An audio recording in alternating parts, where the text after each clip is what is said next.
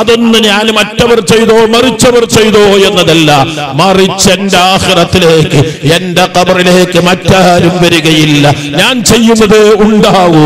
എനിക്ക് ഖുർആൻ ഓതാൻ കഴിയണം. എനിക്ക് പള്ളിയിൽ ഈ റമദാൻ 30 ദിവസവും തസ്ബീഹ് നിസ്കരിക്കണം.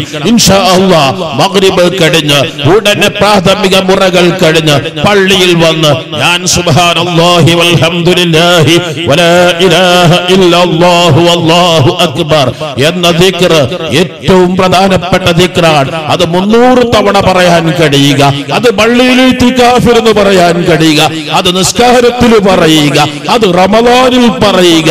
അതിനേക്കാൾ വലിയ ഭാഗ്യമെന്തുണ്ട്? അതുകൊണ്ട് തന്നെ ഇന്ന് ഇവിടെ കൂടിയ ചെറുപ്പക്കാരോട് പറയാനുള്ളത്, ഒരു ദിവസം പോലും നഷ്ടപ്പെടുത്തുകയില്ല. നോമ്പു സൽക്കാരത്തിന് പലവരും വിളിച്ചേക്കാം, പലരും നിർബന്ധിച്ചേക്കാം. പറയുക, റമദാനിൽ ഞാൻ സൽക്കാരത്തിനല്ല, ഞാൻ അതിനുള്ളതല്ല. ഹജ്ജിന് പോകുമ്പോൾ സൽക്കാരത്തിന് പോയി തവാഫുകൾ ഒഴിവാക്കുന്നവരുണ്ട്, ഉംറ ചെയ്യാത്തവരുണ്ട്. എന്തൊരു ഭാഗ്യക്കേട്, എന്തൊരു ദൗർഭാഗ്യകരം. കാത്തുരക്ഷിക്കണേ അല്ലാഹ്. റമദാൻ സൽക്കാരങ്ങൾക്ക് വേണ്ടി നീക്കേണ്ട മാസമല്ല, പർച്ചേസിന് നീക്കി വെക്കേണ്ട മാസമല്ല, അല്ലെങ്കിൽ നേരം ടൈം പാസിംഗിന്റെ മാസമല്ല, ഇബാദത്തുകൾ വർദ്ധിപ്പിക്കേണ്ട മാസമാണ്. അതുകൊണ്ട് തന്നെ ഇത്തികാഫുകളും ഖുർആനോത്തുകളും ദിക്റുകളും സ്വലാത്തുകളും കരഞ്ഞൊലിഞ്ഞ് കണ്ണുനീര് റബ്ബിലേക്ക് എല്ലാ ദിവസവും നിങ്ങൾ ഒരിപ്പിക്കട്ടെ. റബ്ബിനോട് സങ്കടത്തോട് പറയട്ടെ. വേവനാദികൾ നിങ്ങൾ തന്നെ റബ്ബിനോട് പറയുക. തീർച്ചയായും റബ്ബ് നൽകുക തന്നെ ചെയ്യും. കാഫായ ഐൻ സ്വാദ് ദിക്റു റഹ്മത്തി റബ്ബിക അബ്ദഹു സക്കരിയ ഇദ് നാദാ റബ്ബഹു നിദാഅൻ ഖഫിയ. പാതിരാ സമയത്ത് സക്കരിയ അലൈഹിസ്സലാത്തു വസ്സലാം തങ്ങൾ റബ്ബിനോട് പറഞ്ഞില്ലേ, റബ്ബി ഇന്നി വഹനൽ അൽമു മിന്നി. റബ്ബേ, എനിക്ക് 80 കഴിഞ്ഞു, 90 കഴിഞ്ഞു, 100 കഴിഞ്ഞു, എന്റെ എല്ലുകളെല്ലാം ക്ഷയിച്ചു പോയി, ദാമ്പത്യ ശേഷി നഷ്ടപ്പെടുന്ന പ്രായമെത്തി, മുടികൾ മുഴുവനും നരച്ചുപോയി. റബ്ബേ, എനിക്ക് കുട്ടികൾ ഉണ്ടാവാൻ സാധ്യതയില്ല. പക്ഷേ വലമ്മകും ബിദുആഇക റബ്ബി ശഖിയ. ഒരു വിശ്വാസം എനിക്കുണ്ട്, ഇതെല്ലാം വൈദ്യശാസ്ത്രത്തിന്റെ കണക്ക് കൂട്ടലാണ്. പക്ഷെ നിന്നോടാണ് ഞാൻ ചോദിക്കുന്നത്, എല്ലുകൾ ക്ഷയിച്ചവരോട്, ദാമ്പത്തിക ശേഷി തളർന്നവനിക്ക് അത് നൽകാൻ നിനക്ക് കഴിയും. നിങ്ങൾക്ക് മക്കളെ നൽകാൻ നിനക്ക് കഴിയും. റബ്ബിന്നി ഖിഫ്തുൽ മവാലിയ. ഞാൻ എന്റെ ശേഷം എന്റെ അനന്തരാവകാശികളെ ആത്മമൂത്താപ്പാരുടെ മക്കളാണ്. അവർ എന്റെ പാതാവിലല്ല, അവർ എന്റെ ഭാഷം വലിച്ചെറിയും. റബ്ബേ, അതുകൊണ്ട് അതിന് നീ എന്നെ വെക്കല്ല അല്ലാഹ് എന്നെല്ലാ സങ്കടങ്ങളും പറഞ്ഞുകൊണ്ട് ഫഹബിലി മിൻ ലദുൻക വലിയൻ യരിസുനി വയരിസു മിൻ ആലി യഅഖൂബ്.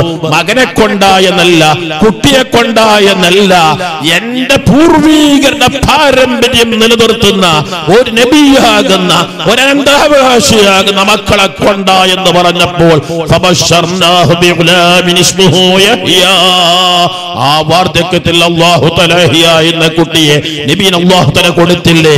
ഇങ്ങനെയൊക്കെ ദുആ ഖുർആൻ പഠിപ്പിച്ചത് എന്തുകൊണ്ട്? നമുക്കും ഇതേ ശൈലിയിൽ റബ്ബിനോട് പറയണം. പച്ച മലയാളത്തിൽ പറയുക, റബ്ബേ, ഞാൻ 38കാരനാണ്. റബ്ബേ, ഞാൻ പലതും പഠിച്ചിട്ടുണ്ട്, എനിക്ക് വിദ്യാഭ്യാസമില്ല, അല്ലെങ്കിൽ വിദ്യാഭ്യാസമുണ്ട്, എനിക്ക് തൊഴിൽ ലഭിച്ചിട്ടില്ല. ഈ റമദാൻ കഴിയുമ്പോഴേക്ക് എനിക്ക് നല്ലൊരു തൊഴിൽ വേണം. റബ്ബേ, എനിക്ക് നല്ലൊരു സ്ഥാനത്തിന് എത്തിക്കണം എന്ന് റബ്ബിനോട് പറയാൻ കഴിയുക. റബ്ബേ, നീ തൗഫീഖ് നൽകണേ അല്ലാഹ്. നമുക്ക് ദുആ ചെയ്യാം, റബ്ബ് സ്വീകരിക്കുമാറാവട്ടെ. അതുകൊണ്ട് തന്നെ ഇന്ന് പിരിയുമ്പോൾ ഇതൊരു കേവലം കൂടി പിരിയലാവരുത്. റമദാനിനുള്ള മുന്നൊരുക്കമാണ്, റമദാനിനുള്ള പ്രോജക്ട് തയ്യാറാക്കലാണ്, റമദാനിലെ ടൈം ടേബിൾ തയ്യാറാക്കലാണ്. ആ ടൈം ടേബിൾ ഒരിക്കലും ഞാൻ മാറ്റുകയില്ല എന്നൊരു നിശ്ചയം നിങ്ങൾക്കുണ്ടാവുക. പ്രിയപ്പെട്ട സഹോദരിമാരോട് പറയാനുള്ളത്, നിങ്ങളുടെ മക്കളെ നിർബന്ധമായും നിങ്ങളുടെ ഭർത്താക്കളെ നിങ്ങൾ വീണ്ടും വീണ്ടും നിങ്ങൾ പറഞ്ഞാൽ കേൾക്കുന്നൊരു സമയമുണ്ടല്ലോ, അവിടെ വെച്ച് നിങ്ങൾക്ക് പറഞ്ഞുകൂടെ? പ്രിയപ്പെട്ടവരെ, എനിക്ക് നിങ്ങളോടൊന്ന് പറയാനുണ്ട്. നിങ്ങളൊന്ന് പള്ളിയിൽ പോയി ഇത്തികാഫിരിക്കുന്നത് കാണാൻ ഞാൻ ആഗ്രഹിക്കുന്നു. അങ്ങനൊന്നും എനിക്ക് കാണാൻ കഴിയില്ലേ? അങ്ങനെയൊന്ന് കേൾക്കാൻ എനിക്ക് കഴിയില്ലേ എന്ന് നിങ്ങളൊരു തുള്ളി കണ്ണീര് ചുറ്റിയ ഏത് പള്ളിയിൽ കയറാത്ത ഭർത്താവും കയറുക തന്നെ ചെയ്യും.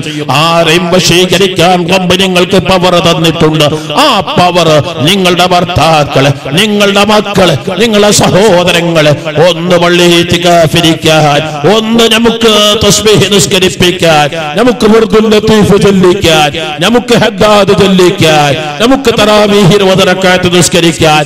നിങ്ങളതൊന്നും മക്കളോട് ചോദിക്കുക, മകനെ ഇന്ന് വിർദുൽ ലത്തീഫിൽ എത്തിയോ, ഇന്ന് വിർദുൽ ലത്തീഫിൽ എത്തിയോ ഉമ്മമാർ? ഞാൻ ആലോചിച്ചു പോവുകയാണ്. ഞങ്ങളുടെ കുട്ടിക്കാലത്ത് ഒരു 10-11 വയസ്സുള്ള സമയത്ത് റമളാനിന് രാവിലെ 9 മണിയാകുമ്പോഴേക്ക് ഉപ്പയുടെ ഉമ്മ വന്നുകൊണ്ട് പറയും, അമ്മയിലും പിന്നെയും അടിച്ചും വലിച്ചും പൂന്തിയും, മോനെ 9:30 ആകുമ്പോഴേക്ക് പള്ളിയിലെത്തില്ലെങ്കിൽ ഉപ്പ വന്നാൽ ആദ്യം ചോദിക്കുന്ന വാക്കതായിരിക്കും, മോനെ തല്ലും കേട്ടോ, തല്ലെനിക്ക് കാണാൻ കഴിയില്ല മോനെ എന്ന് പറഞ്ഞ ഉമ്മ റബ്ബേ അവരുടെ ഖബറിനെ സ്വർഗമാക്കണേ അല്ലാഹ്. അതുപോലെ എന്റെ പ്രിയപ്പെട്ട സഹോദരിമാർ, നിങ്ങളുടെ മക്കളെയും നിങ്ങളുടെ ഭർത്താക്കളെയും നിർബന്ധമായും നിങ്ങൾ വീണ്ടും വീണ്ടും പറഞ്ഞ്, മോനെ നീ വിർദുൽ ലത്തീഫിലെത്തിയോ, മകനെ നീ ഹദ്ദാദിലെത്തിയോ, മകനെ ഇന്നത്തെ തസ്ബീഹ് നിസ്കാരത്തിന് കൂടിയോ, മകനെ ഇന്ന് എന്താണ് നീ പള്ളിയിൽ നിന്ന് കേട്ട ഉപദേശം, അതൊന്നും എനിക്ക് പറഞ്ഞു തരണമെന്ന് പറഞ്ഞ് മക്കളോട് ശ്രദ്ധിക്കാൻ ഉപദേശം നൽകി നമ്മുടെ മക്കളെ വളർത്തിയെടുക്കുക. നീ തൗഫീഖ് നൽകണേ അല്ലാഹ്. ധാരാളം ആളുകൾ പല ആവശ്യങ്ങൾക്ക് വേണ്ടി ദുആ ചെയ്യുകൊണ്ട് വസിയത്ത് ചെയ്തിട്ടുണ്ട്. എല്ലാം നീ സ്വീകരിക്കണേ അല്ലാഹ്. ഞാൻ ഏറ്റവും ഇഷ്ടപ്പെടുന്ന സ്ഥാപനങ്ങളിൽ ഒന്നാണ് മഖ്ദൂമിയ്യ.